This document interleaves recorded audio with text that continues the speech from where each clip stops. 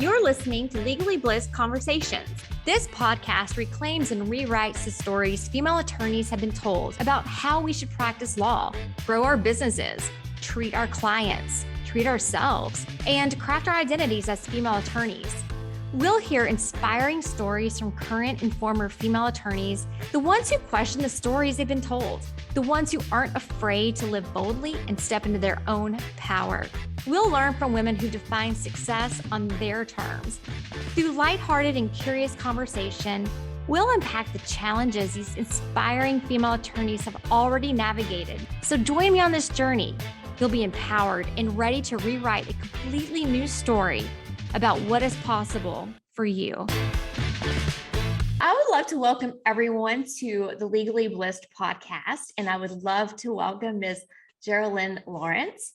Jeralyn represents clients with matrimonial and family law needs, including divorce litigation, mediation and arbitration, custody and parenting time issues, alimony and child support, separation and property settlement agreements, adoption and guardianship advice, domestic partnership matters under the Domestic Partnership Act, domestic violence and sexual abuse, and alimony.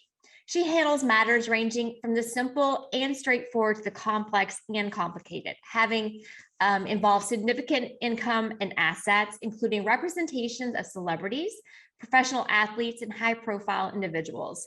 She takes great pride and care in helping her clients through difficult personal matters. Welcome again, Jeralyn. Thank you so much for being here with me. Your bio is unbelievable. You're also the founder of your own law practice, Lawrence Law, Divorce, and Family Lawyers. It's clear to me that you really have a passion for what you do. And I would love to know what has inspired you or who has inspired you to keep pushing through all of these years. Well, thank you, Susie. Thank you for having me. I think it's important for anybody in any job, whatever it is that they're doing, to make sure that they're passionate about it, because you spend so much time at work. And if you're not passionate about it, it shows. You really cannot fake passion. So I am passionate about what I do, and I think where that really came from is my father is a retired juvenile detective. So I grew up, with the police officer as a father, always talking the law with him as a child.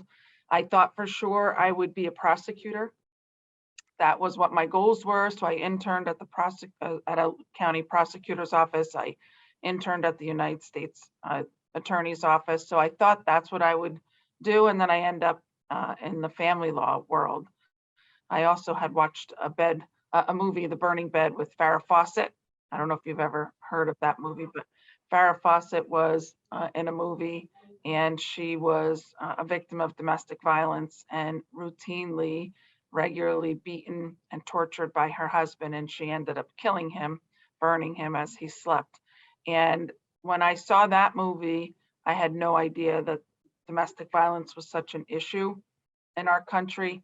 And so I thought that that's really what I was going to do. I was going to prosecute perpetrators of domestic violence. And then in law school, I ended up in the family law clinic, and now I'm a family lawyer. So I still am dealing with domestic violence issues, but also as they relate to divorces and family law related issues. How old were you when you first saw that movie? I want to say it was probably college years, but I knew I had wanted to be a lawyer since at least sixth grade. I remember standing outside. I remember being outside my middle school library and had just completed like a career questionnaire as to what I wanted to be. And I knew I wanted to be a lawyer. And I have 3 kids. I tell them that they're already signed up for law school. I said, I've signed you up for basketball, football, and law school. It's just a great degree to have. So I hope that they all follow me in my footsteps. They don't have to do necessarily what I do. If they want to, that's great. But I think it's a great degree. So I've known for a long time. And again, I think it's because of always talking to my dad about his day and what his life looked like and analyzing you know, everyday situations that he had to face. And I loved the application of the law to it. Wow. There's a lot of successes that you have in your bio. You were named finalist as Lawyer of the Year in 2015, 2019 New Jersey Legal Trailblazer, 2020 Mentor of the Year. You've been one of the New Jersey Super Lawyers. I mean, I can go on and on. What are you most proud of in all of these accomplishments that you've had over your career, and why? I think there's a couple. I think what really makes me proud is how my kids view me. And when I opened up my own law firm, I had been in a larger firm for about over 20 years. And when we decided to open up Lawrence Law, they're very proud. So that's very rewarding. I think the relationships that I've built with other lawyers, that is, my colleagues, some of them have turned into my best friends. So that's been wonderful. From a case standpoint, there's nothing more fulfilling than having a client in on an initial consultation and they can barely get through it. They're weeping, just tears running down their face, tissues everywhere, and they're broken. And then by the end of the case, they're excited about their new journey. They're excited about that next path that they're going to take. And so that is really rewarding, to take this broken person and let them understand their power and the blessings that that marriage had, and to embrace those so that you don't become angry and bitter. But know that this person or this relationship happened for a reason, whatever that is. Let's find that silver lining.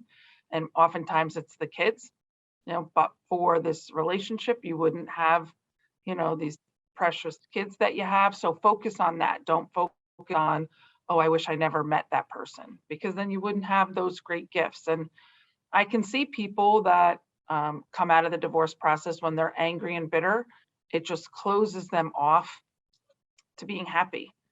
But if I can help them, shepherd them through to a different stage in their life, and that's what I ask them, right, in our initial consultation: where do you want to be in a year? It's the most important thing. Where do you want to be? And let's strategize and try to help you get there. And if they can stay focused on that and not focused on the past, so that always gives me a great sense of pride each and every time. And I still get holiday cards from clients 10 years later, 15 years later. Hey, this is what my life looks like. I mean, that brings me a lot of joy. I also I'm going to be president of the New Jersey State Bar Association in a couple weeks. I'm currently the president of the New Jersey chapter of the American Academy of Matrimonial Lawyers. And the greatest gift that those organizations allow me to do is identify problematic areas in the practice of law and have the power to try to advocate for change. I don't like when people just complain about things. Let's complain about things, but let's offer a solution. And in those leadership roles, you can try to effectuate change. And that's pretty exciting. So I know I've said a couple things, but that's really, I think, what would make me the most proud. Okay, that's amazing, and I'm super proud of you. And I just want to say congratulations Thank you. on your upcoming position. That's amazing. One of the questions I have here that I did want to ask you is, what is the problem you want to solve? Like, you are now in that position, right? Or you are going to be moving into it, and you've already had leadership roles. But what is the problem that you want to solve? My main goal, my main theme for my presidency is going to be putting lawyers first. That's our goal. Okay. And I struggled with even that title, because oftentimes you say putting lawyers first and people have a visceral reaction to that. They think negatively of lawyers, or they're like, you're always first. But the truth is, we're not. We put our clients first. We put the courts first. We put our families first. We put our colleagues first. We put everybody but lawyers first.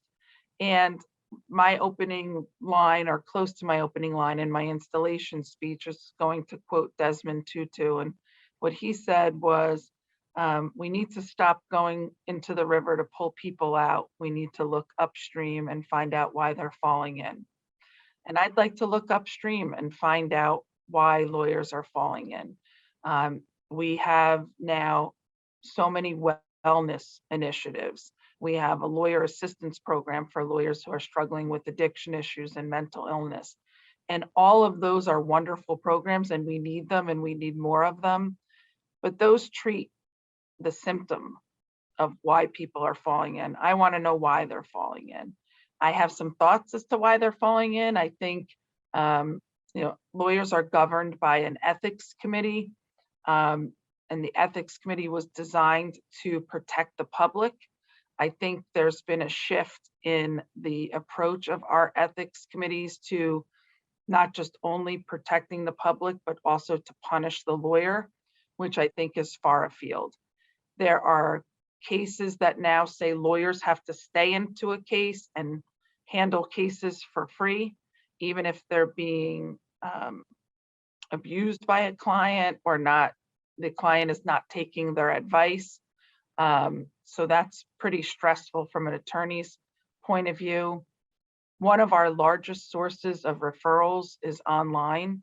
And you will have clients will leave a negative review about some of my colleagues, and you can't do anything about it. You're pretty much handcuffed as to what you can respond.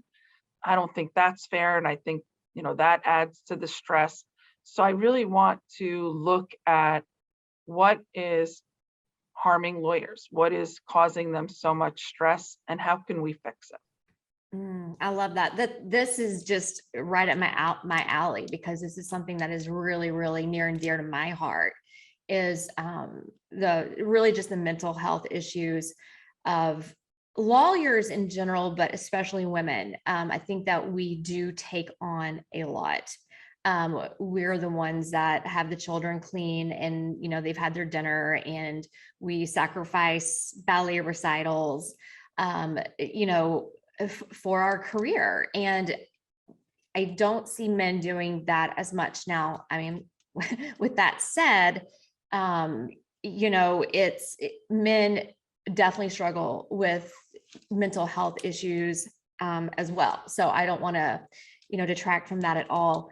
But I think you make a really great point at how can we identify the source of this problem or the sources of this problem?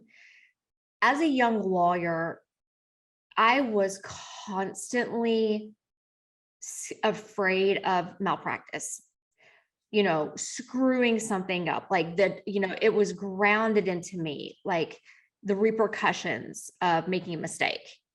Right. So yeah. Fortunately I had, a few great mentors. I had a couple attorneys I worked for that weren't so great, and I wouldn't necessarily consider them mentors. So I think a lot of this too is what are we and how are we grooming? Is that the proper? Is that the proper word? How are we mentoring, the young lawyers that are coming up in their own practices? Well, I mean, that's true. And what we say in my office is, you're going to make a mistake. We are making there's oftentimes I say we should change how we bill. We should not bill by the hour. We should bill by decision. We are making so many important decisions, and sometimes with not as much information as we would want, but we're relying on what our client is telling us. I feel like I make a mistake a day. I'm sure that I do. And I'm learning and growing every day. And what I try to say to everybody on my team is, let's talk about it. If you feel like you made a mistake, we can fix it. It's when you feel like you made a mistake and you can't talk about it or own up to it, that's where it just kind of takes on a life of its own. And that's where you can find a problem. but I don't think anyone's intentionally making a mistake. You're doing the best that you can with the information that you have. And if it ends up that it didn't go the way that you planned, well, let's tackle it and let's address it. Let's fix where it went south. So I think always trying to stress open lines of communication is key. And I think you do need that mentorship. You do need somebody that you can be your authentic self and say, look, I was just asked this question. I have no idea. I don't know where to start. What would you do?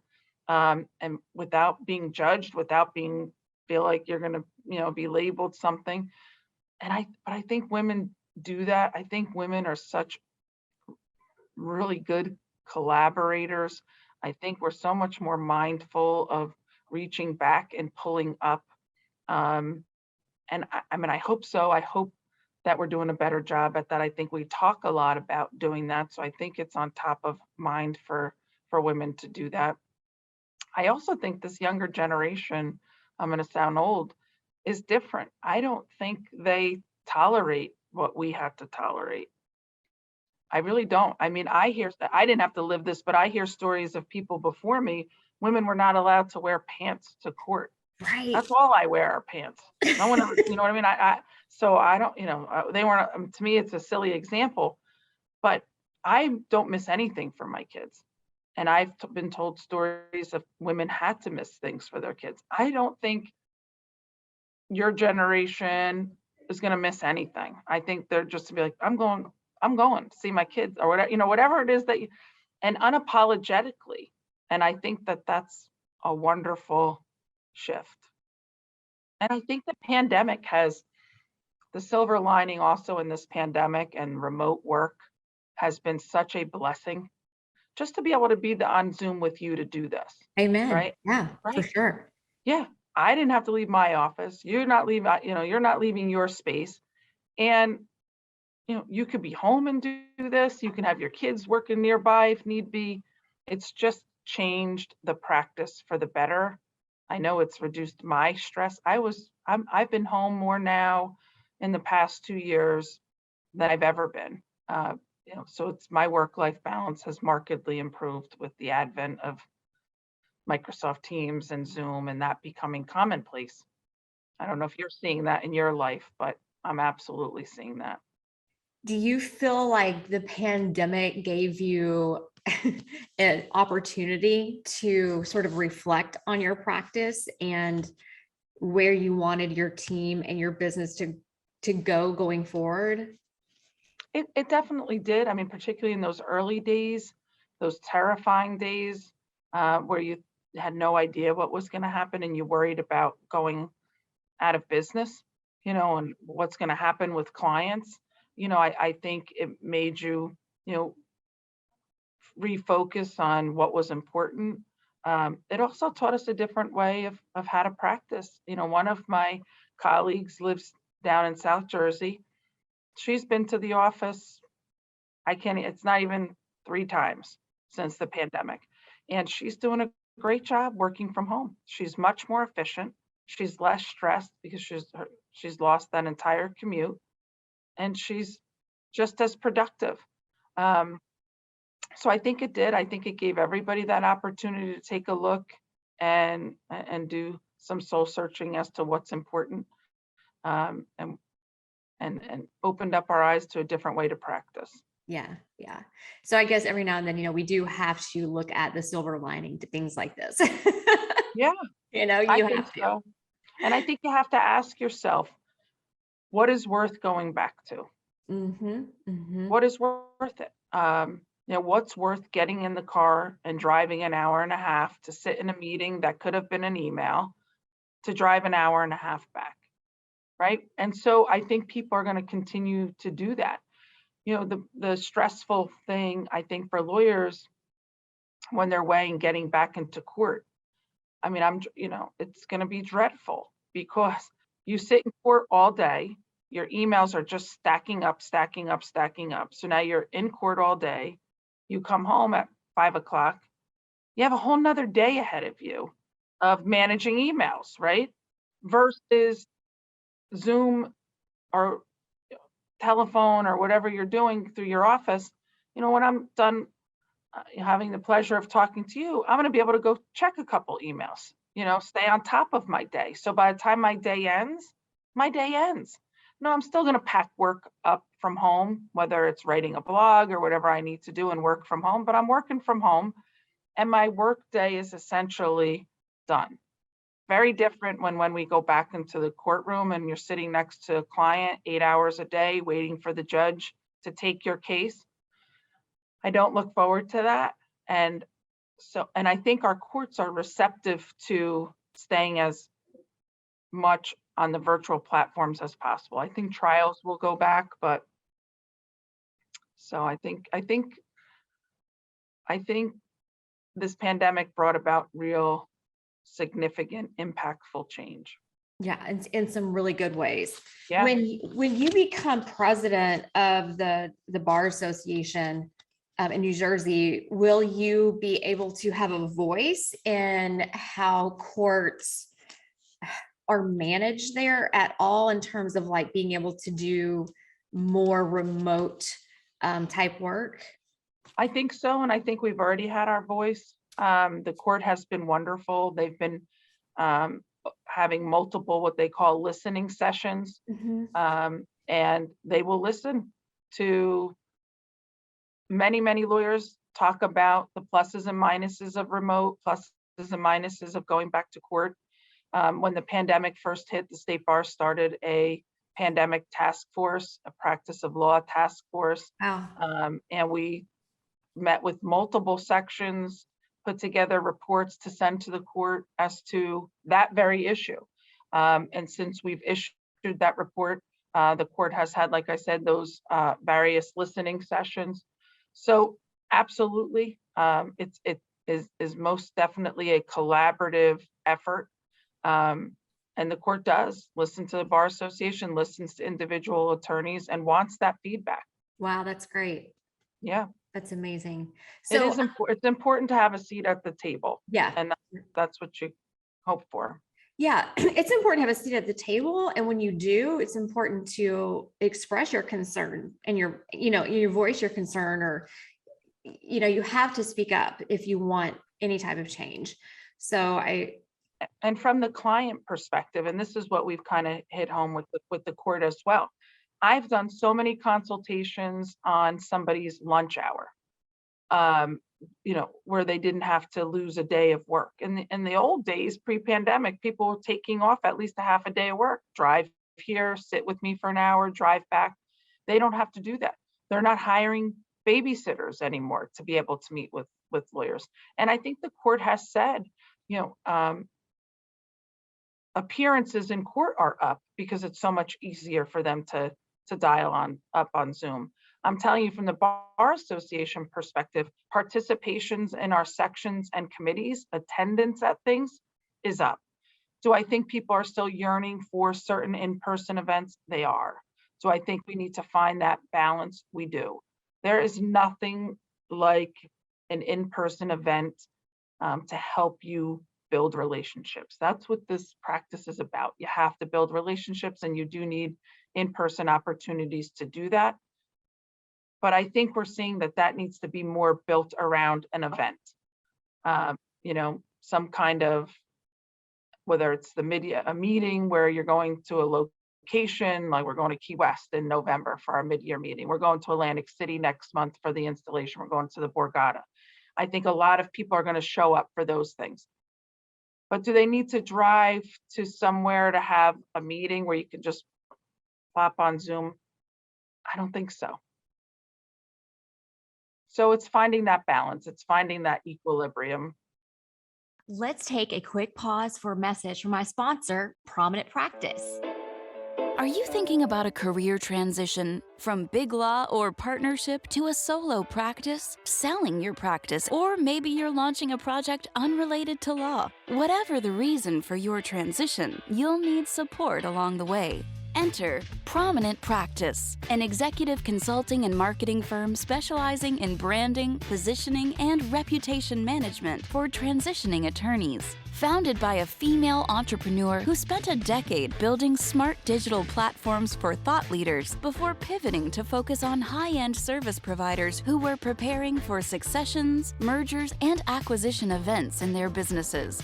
If you're thinking about making a big business move, don't risk losing the ability to leverage the reputation you've spent your career building. Let Prominent Practice be your guide. Visit prominentpractice.com/blissed for an exclusive introduction.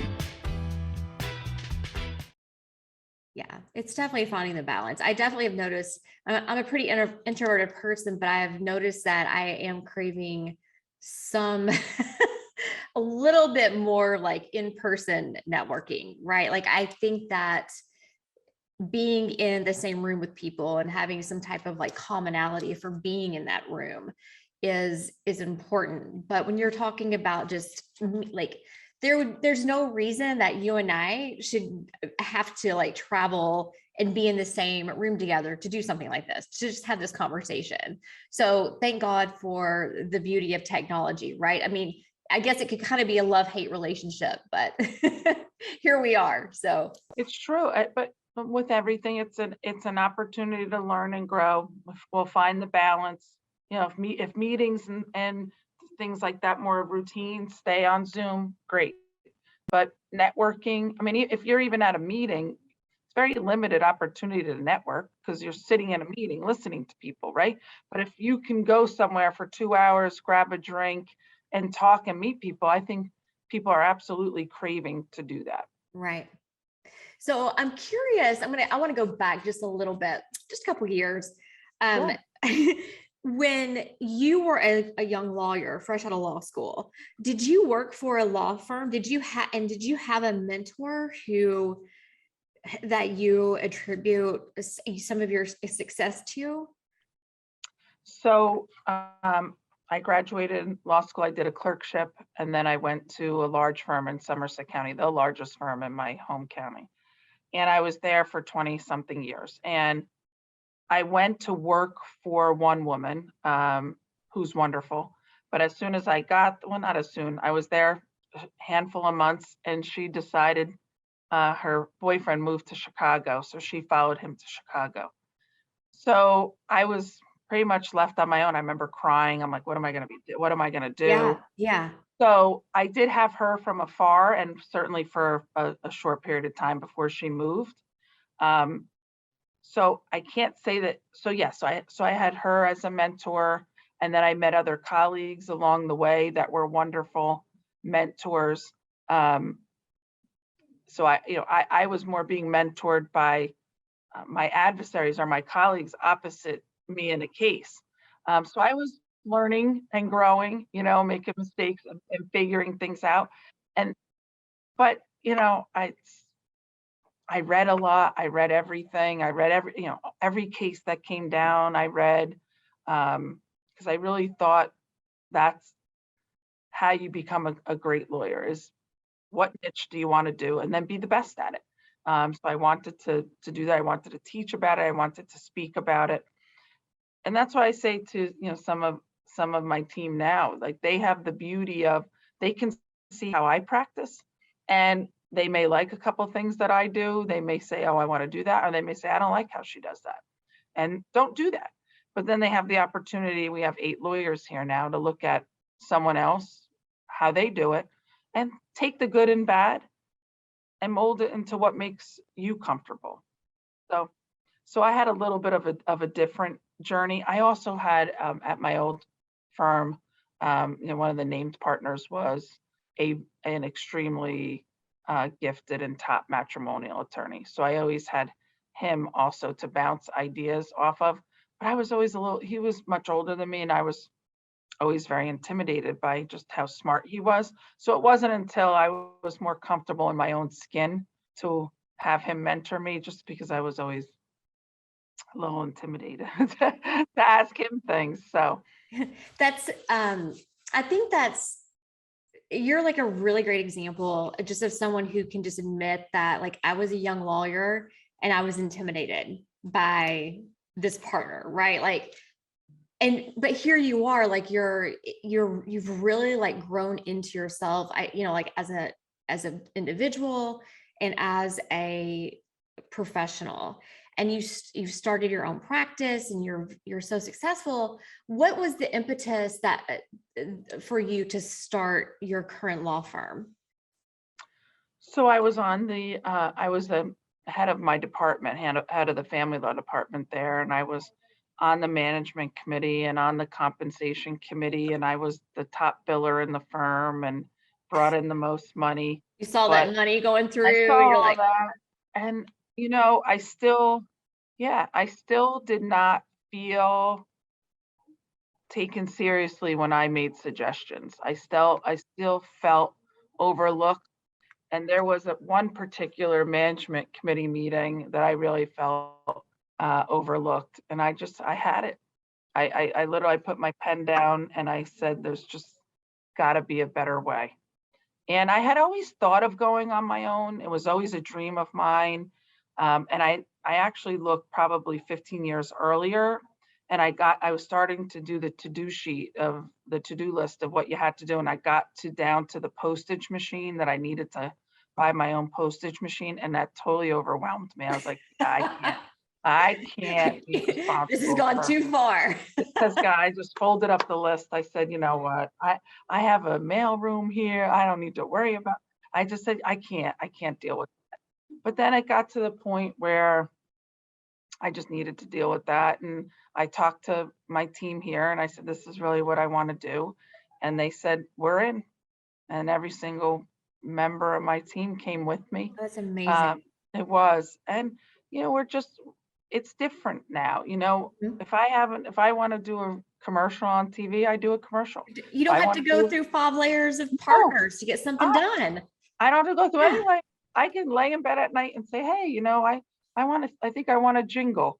Okay, I don't have Good jingle. It could be the dumbest idea and maybe it doesn't work, but it doesn't matter because it's my idea. And if it works, great. And if it doesn't work, okay. It's okay. Yeah, it's perfectly fine. You tried it. Yeah. And you just have the flexibility, nothing is done. There's no decision by committee. And sometimes that's a little daunting. Sometimes I prefer that, but I don't have that. So that was really the impetus of it, was feeling overlooked, wanting to make sure that me and the team's financial security was protected and secure. And now we're a boutique, we're a much smaller firm, but this is all that we do. This is all that we specialize in. And everybody's rowing the boat the same way, which is good. Yeah, I love it. I love it. So, okay, in addition, I know that you have a lot on your plate already. And you have this amazing position coming up. I'm curious, like, what is next for you in terms of like the vision for your law firm? Vision for my law firm is really to just continue what we're doing, just try to be the best at what we can, make sure everybody is happy professionally and personally. I don't envision getting much bigger. We did just buy a building. So we are starting renovating a building. We're going to have our own building in Watchung, 2 doors down from where. So that's exciting. Being a tenant is not very fun. So that'll be an exciting part of the journey. But surrounded by really great people, I don't envision us getting much bigger than we are. Just try to make sure everybody's happy and healthy and enjoying what they do. Once I'm done with my bar presidency, I'll probably just take a break for a day or two. A day or two. And then I've actually been toying with the idea of getting involved in politics. Okay. Yeah. That's awesome. I'm so excited to follow your journey. So I really thank am. you. So we'll see. I don't know. It's either going to be more, focus on retire and get to the beach earlier, Sure. or, try to effectuate change, and I just think we need more women in leadership and in government. And particularly, I'm very moved by what's going on in Ukraine. And I just, it's depressing every day. And I just feel like if there were more women, I mean, I think Ukraine is wonderful. And I admire that leadership, and he's been doing a great job. I just wonder if there were more women leaders in the world, country, and state, where we What would would it be be. like? Yeah. Yeah. I saw a picture, I guess it was yesterday, of I want to say it was the Finnish and Swedish, maybe prime ministers. Presidents were with him. We're with Zelensky. Yeah. Which I thought was really like kind of interesting. But, I feel like women in these leadership roles, like we have to get there. Like we have to get there. Women just, I feel like we take a very empathetic approach to how we deal with really complex situations. Like when you were talking earlier in our conversation about like sitting down with your client and like asking them what they wanted a year from now, like I could tell at that time, like you are genuinely empathetic with your clients. Right. It's not just about strategy and winning in court and one-upping opposing counsel and the gamesmanship. It's really just digging into, what can we do to make this person's life better in a year? And I mean, I really felt that from you. I felt that energy from you. Well, thank you. I mean, that's to me what matters. And that's why I say to my clients, there's really no winners or losers in what I do. And I tell them that. I say in the initial consult, I said, I'm not a criminal lawyer where there's a winner or loser. You're either going to jail or you're not. I'm not a civil lawyer where you're either winning money or you're not. I'm a family lawyer, and we're going to win issues and we're going to lose issues all at the same time, because it's a compromise and you need to give up things to get things. And we can't think about it as winning or losing, because that'll drive you crazy. Like I have people come and, like, I'm hiring you because I hear you win everything. You're a barracuda, you're a shark. I said, well, I could be on certain issues. That's not ever where I want to start. My goal is to try to help you find peace and a compromise that you can live with. And I think, as long as you're managing their expectations and letting them know that, they appreciate that. Mm-hmm. They have to feel a sense of comfort sitting down with you, though. You hope so. I've been divorced, so Yeah. I know what that terror is like. I was divorced when my daughter was 8 weeks old. So I remember sitting on my bed crying so much my nose would bleed and being totally terrified whether my daughter was 8 weeks, as I said, what was going to happen with her. Was I going to have to turn her over for parenting time? So I know what that feels like. I know what heartbreak feels like. I know that that's a real thing, that I was in pain physically. Physical pain. Yeah. Like, and it took me a good year for my head to get out of the fog. Mm-hmm. But I also realized in hindsight that as I was hurting, I was healing too. And one day I would take 2 steps forward, then the next day I'd take 3 steps back, but then the next day I would take 10 steps forward, and then the next day 8 steps back. So I was starting to get ahead of the curve eventually, and to let them know that the same is true for them. I'm curious if you could look back at you on like right when you got out of law school, what piece of advice would you give like 25-year-old Jeralyn? I'm throwing out. I'm assuming you graduated at 25. It could have been 30. I'm not sure. When you graduated from law school, what little piece of advice would you love to give her? Enjoy the suits that you're wearing now, because they're not going to fit 25 years from now. And when you thought you were fat then, so I would say, you looked really good back then. Right. So, Rock it. Yep. I think my advice, that would be part of it. It would be just be yourself. Still every day today, it's funny you use the word, I'm still intimidated today by people. You still have some sense of intimidation and insecurity, and every day going through, every emotion I argue, could I have said this better? Should I have done that better? And I'm going to do that to the day I die.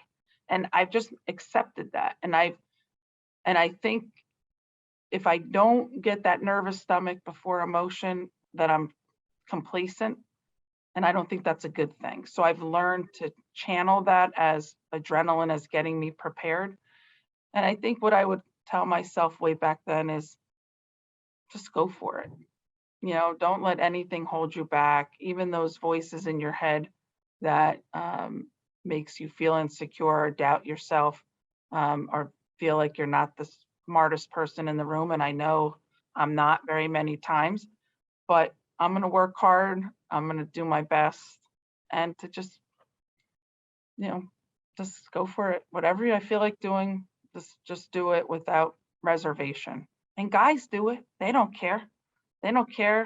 They just seize the day, whether they're qualified or not. When we sit here and we second guess ourselves every way up and down. Mm-hmm. But we Sit shouldn't. at the table, wear the damn suit. Wear the damn suit. And I think, we can have it all. Like, I'm not one of those believers that think we can have it all. I disagree when I hear women say that. Can we have it all at the same time? Maybe not. Do we have to surround ourselves with a really great village to be able to have it all? Absolutely. Do you need to make sure there's no weak links in your village? Absolutely. But you can have it all. It's just, what is it that you want, and go for it. I love that. Thank you so much. No, you're A welcome. final question is, do people call you J-Law? They do. They absolutely do. They call me J-Law.